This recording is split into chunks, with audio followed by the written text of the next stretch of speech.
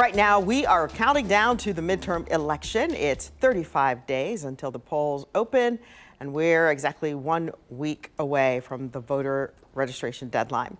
And there's some big races on the ballot this November. Seat for governor. Governor Mike DeWine is running for re-election.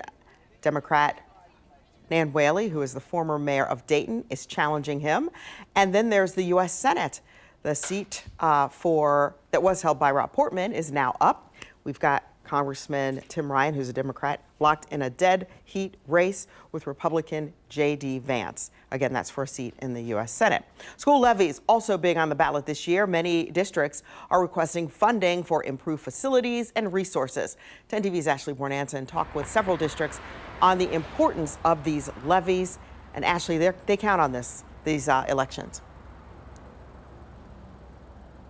They really do, Tracy. I spoke with districts including New Albany, Plain, and Upper Arlington City Schools who tell me school levies are at the top of their ballots. Now, I spoke with the superintendent at Upper Arlington City Schools who tells me the majority of the funds for the levy are actually just to support the increased cost of living due to inflation that we're seeing across the board. Now, it's also to add additional faculty for the schools, as they're predicting to be an increase of 24% of households in the next 10 years. Now, this levy is a $6.9 million levy that would support the operating daily funds. This would add just over $240 a year in property taxes per $100,000 in home value.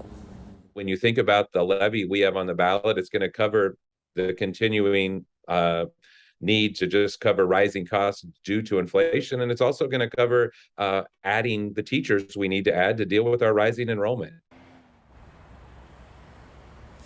In New Albany, Plain, the district is trying to pass a 5-year improvement ballot that would be a tax decrease to residents, but the district's treasurer says it would help improve the overall maintenance of the 20-year buildings.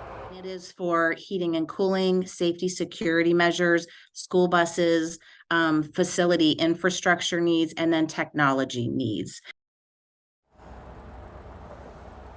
Now, the deadline to register to vote is October 11. If you haven't registered yet, you can go to our website, 10tv.com/featured links. Coming up at 6:30, what are those hot button issues that are getting activists out on the streets to get people to the polls? Well, I'll have all that and more coming up. Reporting live in Columbus, I'm Ashley Bornanson, 10 TV News. All right, we'll talk to you soon, Ashley. If you're wondering about the qualifications for voter registration in Ohio, you have to be a U.S. citizen, 18 years old or older, and that needs to happen on or before the midterm election day. You must be an Ohio resident for at least 30 days prior to the November 8th election, and you do need your ID to register. Remember, after next Tuesday, in-person voting kicks off the very next day on October 12th.